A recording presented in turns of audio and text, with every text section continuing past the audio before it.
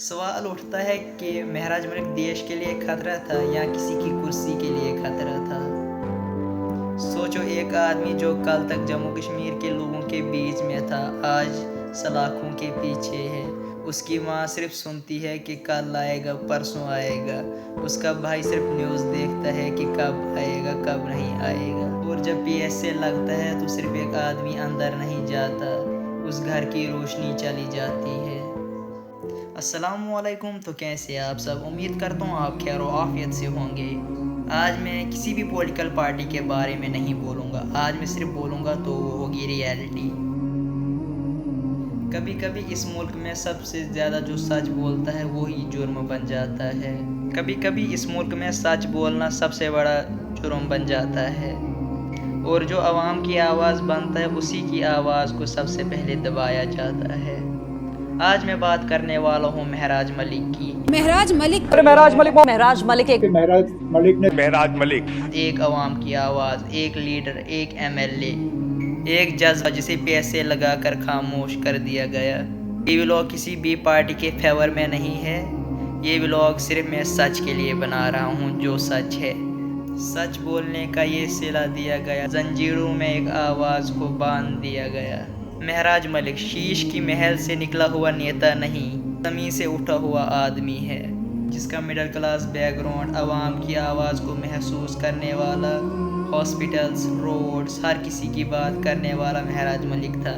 लोगों की आवाज़ को अपनी आवाज़ समझता था, वो था महराज मलिक। लोग कहते हैं वो बोलता ज़्यादा था, मैं कहता हूँ वो आवाम के लिए बोलता था।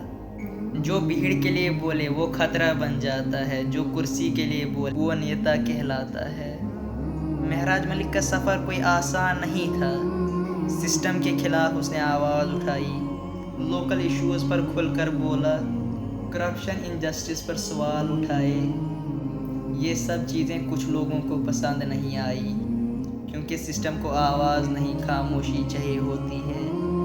खामोश रहना अगर सियासत है तो फिर सच कहना बगावत है। अब सवाल आता है कि PSA क्या है और पैसे क्यों लगाया गया।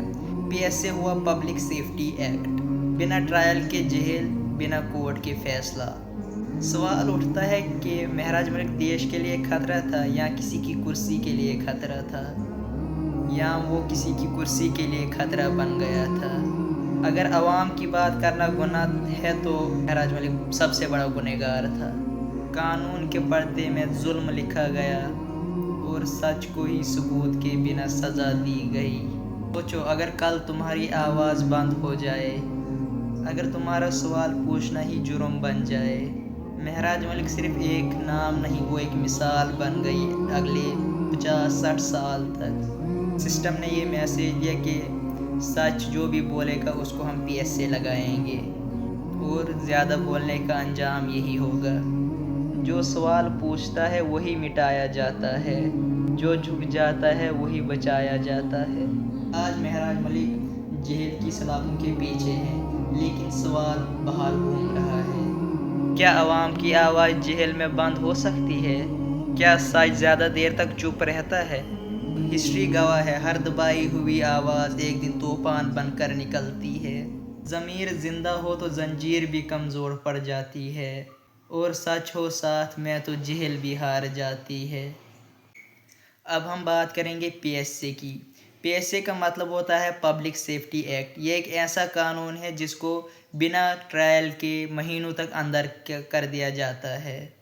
इसे सिर्फ एक कानून नहीं, ये एक खामोशी है जो किसी भी आवाज़ पर डाल दी जाती है। और जब PSA लगता है तो सिर्फ एक आदमी अंदर नहीं जाता, उस घर की रोशनी चली जाती है। सवाल मेरा ये नहीं है कि महराज मलिक परफेक्ट है या नहीं। सवाल ये है कि महराज मलिक की आवाज़ को क्यों दबाया गया। सवाल ये है कि महराज मलिक की आवाज़ क्या सिस्टम को अनकंफर्टेबल कर देती थी। डोडा के लोग कहते हैं कि उन्होंने बार बार ground issue, public anger, safety की बात की हर हमेशा, और सिस्टम की गलतियों पर बात की हर हमेशा। जब आवाज़ क्लिप में आए तो तब उस आवाज़ को रिस्क कहा जाता है। जब जवाब मुश्किल हो तो सवाल बंद कर दिए जाते हैं। सोचो, एक आदमी जो कल तक जम्मू कश्मीर के लोगों के बीच में था, आज سلاخوں کے پیچھے ہے۔ اس کی ماں صرف سنتی ہے کہ کل آئے گا، پرسوں آئے گا۔ اس کا بھائی صرف نیوز دیکھتا ہے کہ کب آئے گا، کب نہیں آئے گا۔